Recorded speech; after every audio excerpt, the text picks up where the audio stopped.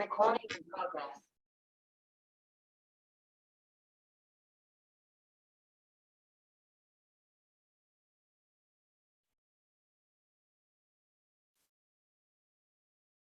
Avalokiteshvara Bodhisattva, doing deep prajna paramita, clearly saw emptiness of all the five conditions, thus completely relieving misfortune and pain. O Shariputra, form is no other than emptiness, emptiness no other than form. Form is exactly emptiness, emptiness exactly form. Sensation, conception, discrimination, awareness are likewise like this. O Shariputra, all dharmas are forms of emptiness.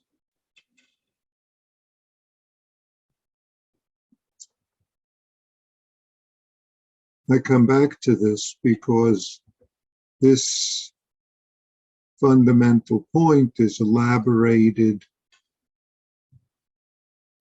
further throughout the rest of the Heart Sutra. But we need to see this fundamental point clearly, and it's sometimes hard when we use the English language because of our tendencies to use it dualistically in various ways. Dogen Zenji, in restating this in Maha Prajna Paramita, fascicle of the Shobogenzo, brings it up, and I brought that up yesterday, but I want to bring up a little different aspect of it. So one translation of that fascicle begins, when Bodhisattva Avalokiteshvara practices the profound prajna paramita, the whole body reflects that the five aggregates are totally empty. The five aggregates are form, feeling, perception, volition, and consciousness. They are five instances of prajna. Reflection is prajna itself. When this principle is preached and realized, it is said that form is just emptiness, emptiness just form. Form is form, emptiness is emptiness. We'll stop here because the point that I want to start with is this. The whole body reflects that five aggregates are totally empty. Dogen restates it in a way. The whole body reflects. Notice the difference between that and seeing. Seeing has a dualistic sense to it, the way we use it in English.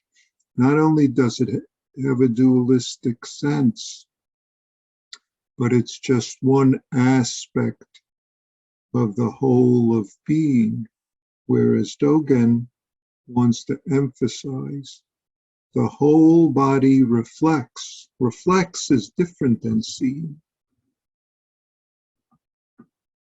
Then Dogen clarifies it further. The five aggregates are form, feeling, perception, volition, and consciousness. They are five instances of prajna. Reflection is prajna itself.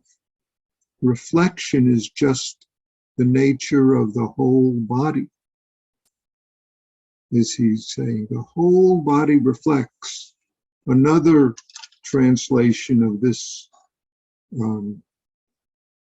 section of Dogen states it, Avalokiteshvara Bodhisattva, while experiencing deeply the manifestation of prajna. Notice the difference between practices the profound prajna paramita or experiencing deeply the manifestation of prajna. which means experiencing deeply our life, experiencing what this is.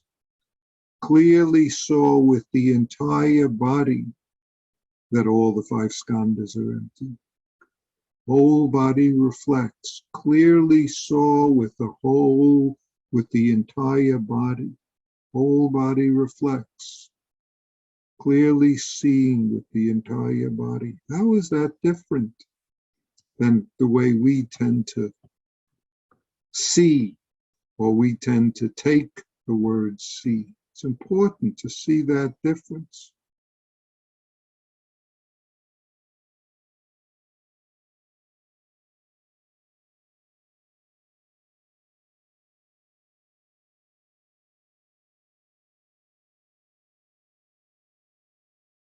Clear seeing is prajna. Clear seeing is prajna. This other translation, reflection is prajna itself. Reflection is the whole body. Prajna is the whole body.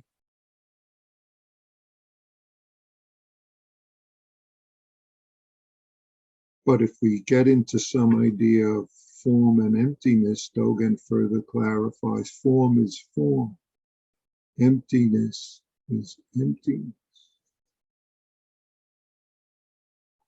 It's this clear seeing whole body, or whole body reflecting, that we're talking about here as the prajna paramita that Avalokiteshvara manifests with the whole body, which is what we manifest with the whole body, because the whole body is the function of prajna, of the wisdom that is who and what we are, except if we insist that it's something else, except if we insist in dualistic ways of getting caught and entangled in thoughts, feelings, etc., as if they are part of the dualistic aspect.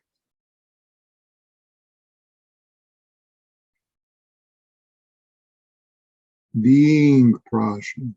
Prajna is not something we do, but it's being.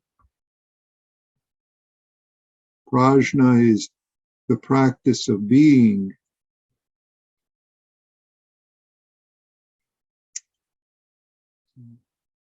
If we say di prajna paramita, we need to be careful creating such ideas. That there's a deep, there's a shallow. We're making trouble in the very prajna.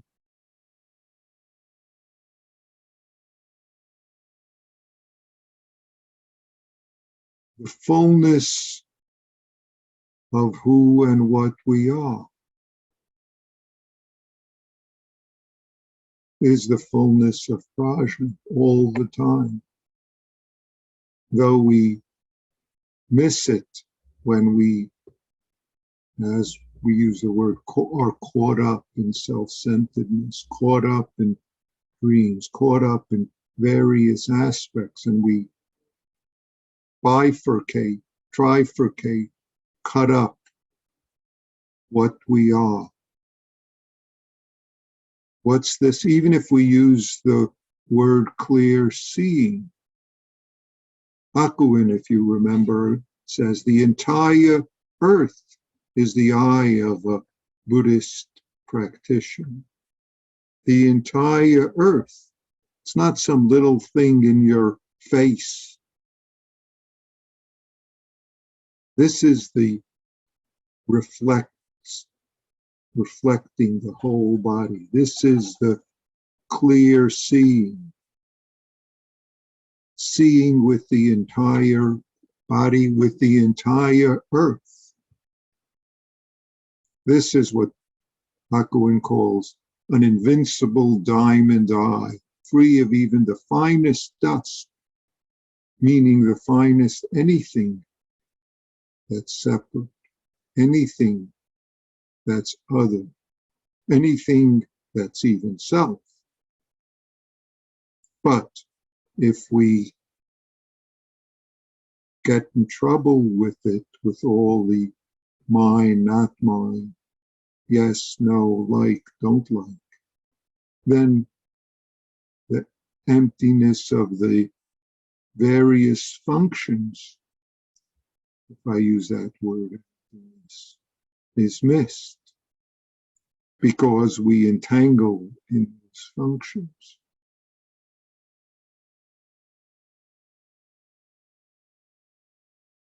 Otherwise, we miss it. Otherwise, we get into distress, suffering over the conditions because it's not clear.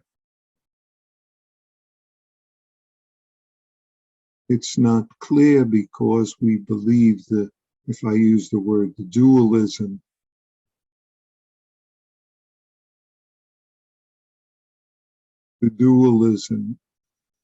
even the dualism of practice. Practice is just another word for the whole body reflecting. It's not something you have to do, and yet it's something that does you if you get out of the way. And the way we get out of the way is, if you want to say, noticing, caught up. Holding is noticing. Noticing, holding.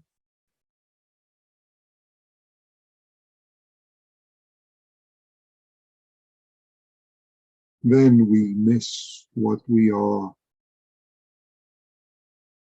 Hakuin has a nice phrase that when thought intervenes, if even a flicker of thought intervenes, you're killing chaos to provide him with eyes.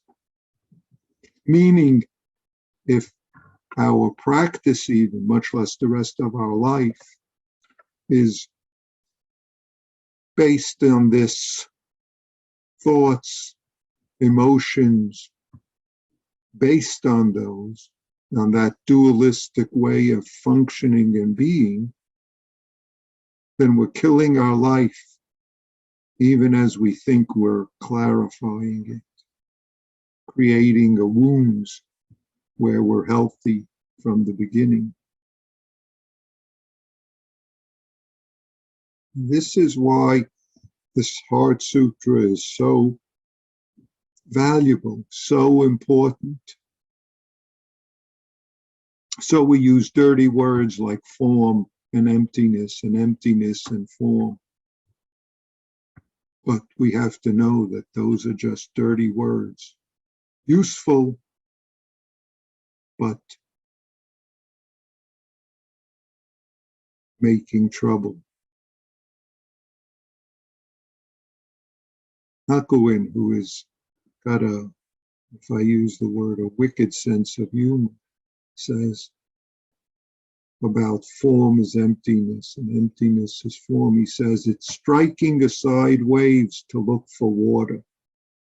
Obviously, it's my thing. The waves are water, he says.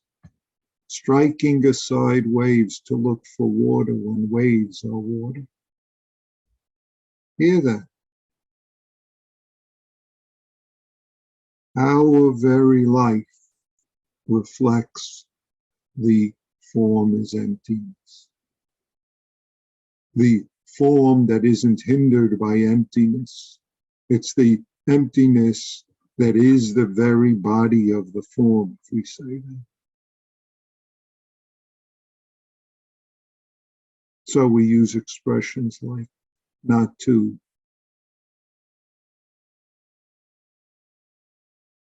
And that's so with all sorts of phrases that we bring up.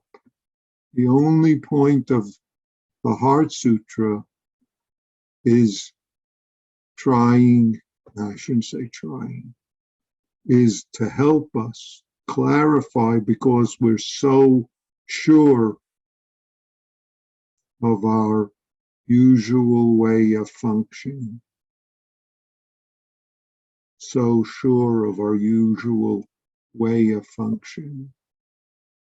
And being sure of our usual way of functioning, nevertheless, we complain about the consequences, the misfortune and pain.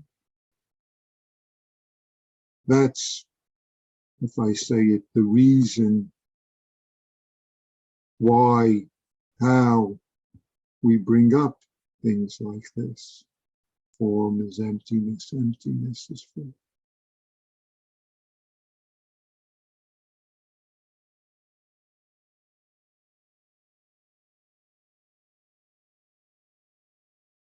Hakuin says about those, rubbish. It's a useless collection of junk. Don't be trying to teach apes to climb trees. That's the truth for us.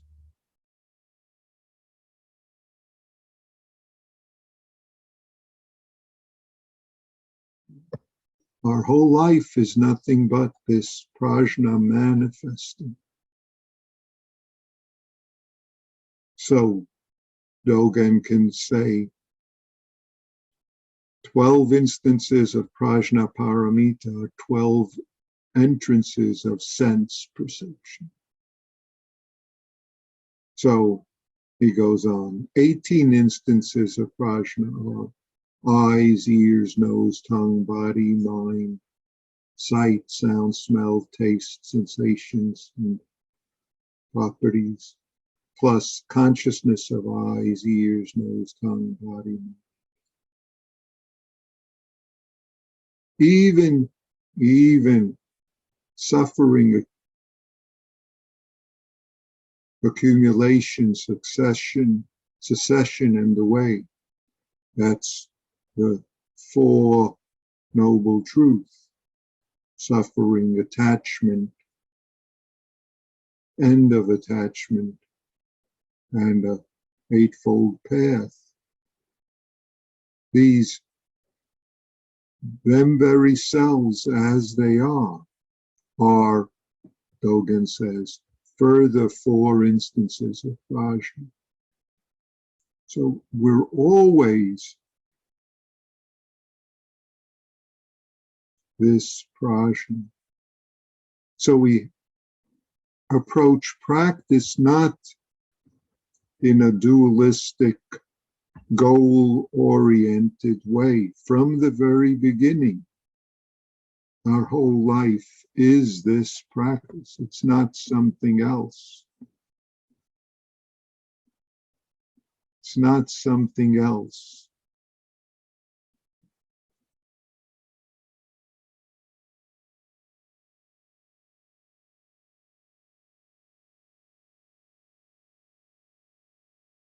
It's not something else, and therefore it's very easy to practice, because however our life is, whatever circumstances we encounter, are our practice opportunities. Yes, we do formal practice to enable us to become familiar with, to do what's called for, because it's so, what should I say, seems so unusual for us to do it. But if we limit our practice to just what we do in the Zendo, that's not enough. It's our whole life that, in a sense, we're taking baby steps with the formal zazen, baby steps with the formal sitting, even with the sesshin, as I said at the beginning of sesshin, so that we could continue walking throughout our day, throughout our practice, throughout our life, which is our practice, which is already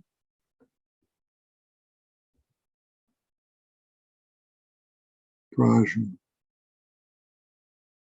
That Our whole body reflects the whole universe, because the whole universe, the whole earth, is our eye, ears, nose, tongue.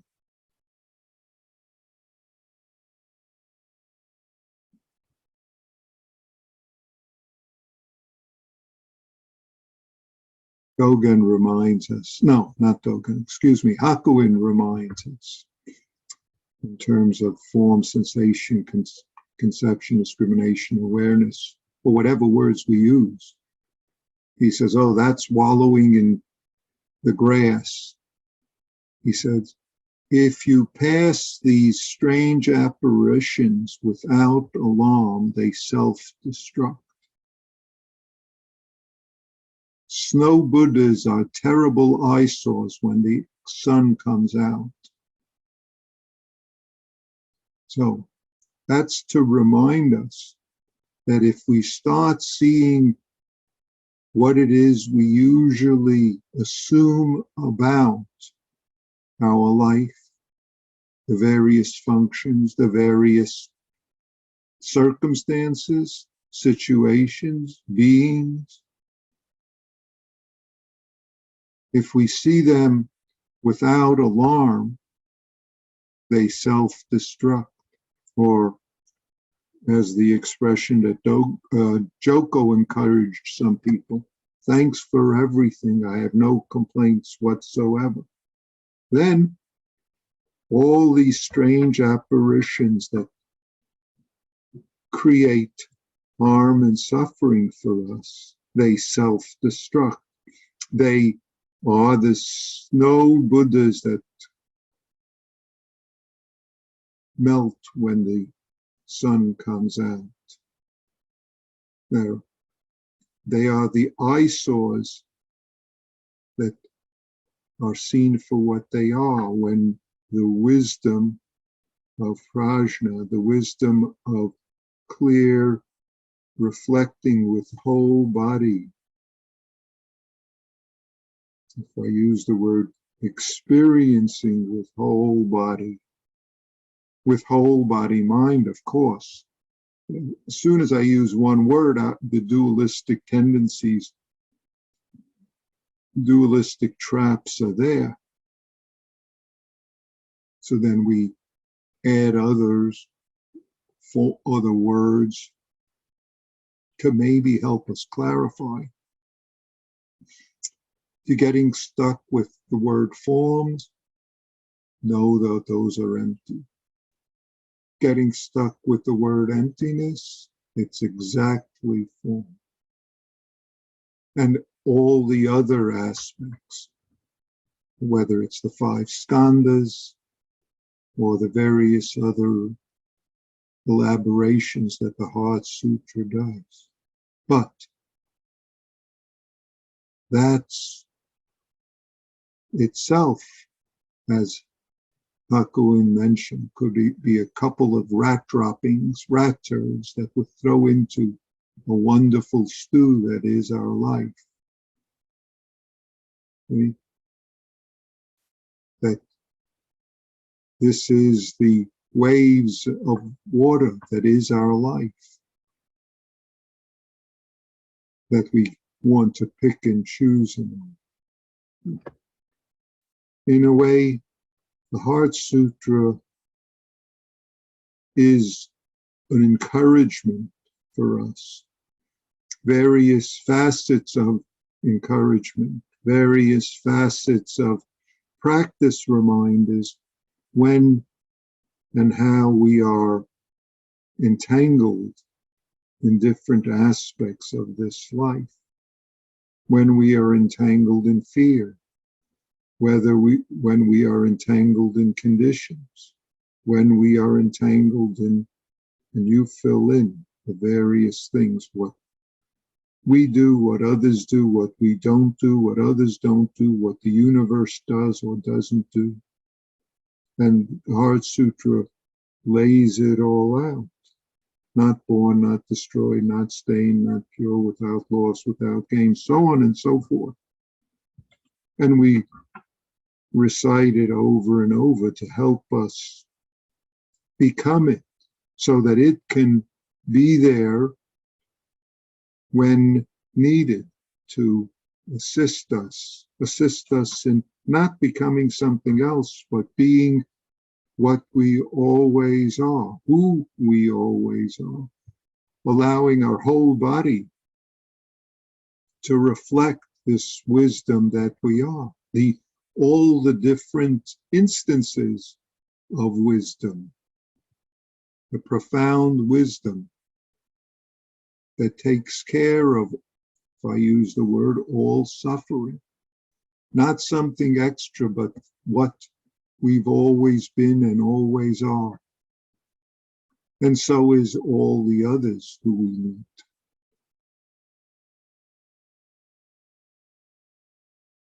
They are, everyone we meet is this. Whether they know it, whether they entangle in ways to miss it,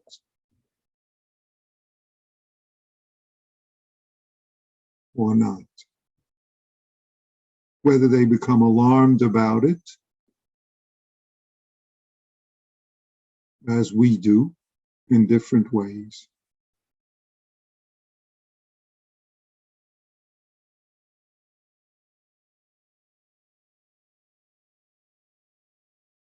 So, okay, we've spoken enough. I hope some of this is reflected in your Heart Sutras, in our ongoing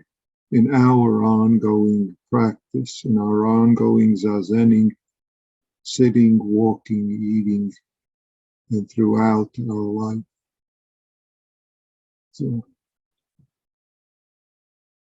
as our practice deepens, one day, another day, further sitting, further practice in sesshin, I hope we all get to taste more and more who and what our life is. Thank you.